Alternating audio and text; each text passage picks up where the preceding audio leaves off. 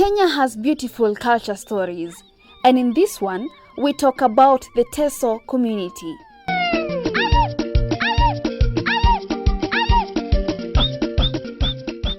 In Teso community, naming is done by the grandparents from the man's side or the father of the child. If the child refused to breastfeed or cries continuously after naming, it means that the child does not want the name. In this case, the parents of the child have to go back to their rural home, that is where the grandparents or the parents live, to rename the child. So, they get 3 chickens, give them different names, and place them on the house rooftop. And then the child is given the name of the chicken that comes down first.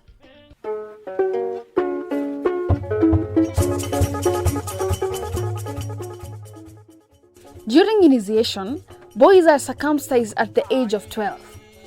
1 month before the boy is circumcised, he goes out of his father's house accompanied by his elder sisters and goes around to all the members of the community seeking approval for his circumcision. During this time, he can never go back home until the month is over.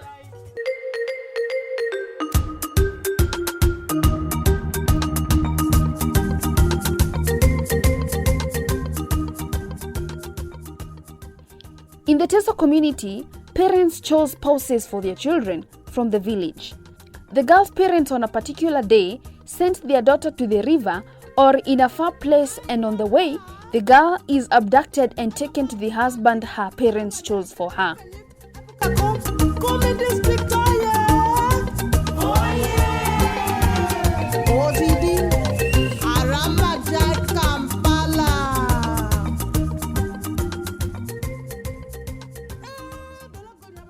When paying dowry, one member from the girl's family is taken to the field where their in-laws to be kept their cows, and he or she would throw a spear.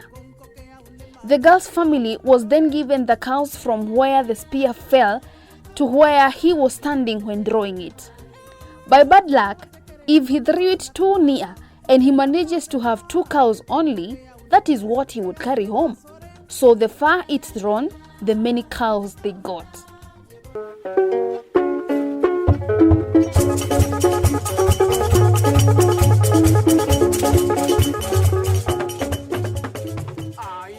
The woman married to this new man would ask for permission to beat his wife, as a test whether the man was strong enough to protect her.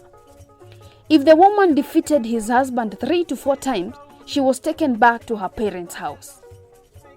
After a woman was married to this particular family chosen by her parents, she had to go through a tough test for her to be approved to be a woman who would now have a say in the family. So, her sisters-in-law would plan and take her to the river, then beat her until she is able to run back to her mother-in-law's house.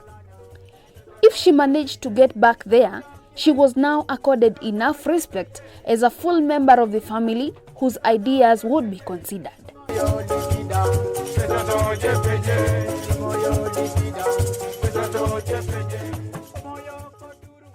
When a woman died, and during her lifetime she had never been beaten by her husband, the husband was now allowed to beat her dead body and vice versa.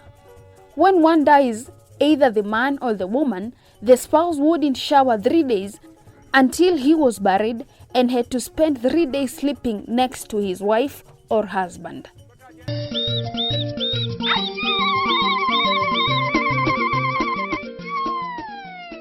In the Teso community, incest was a taboo, and those found in the act, they were burnt alive in the house they were found in.